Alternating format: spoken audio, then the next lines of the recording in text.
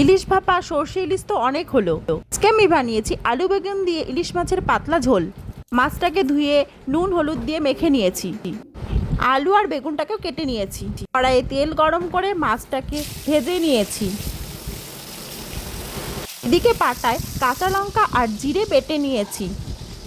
মাছ ভাজা তেলের মধ্যে শুকনো লঙ্কা আর জিরে ফোড়ন দিয়ে দিয়েছি। কেটে রাখা আলু বেগুনটা দিয়ে নুন হলুদ দিয়ে দিয়েছি। কিছুক্ষণ কষিয়ে বেটে রাখা জিরে আর লঙ্কা বাটা দিয়ে দিয়েছি। আবারও কিছুক্ষণ কষিয়ে জল দিয়ে ঢাকা দিয়ে দিয়েছি।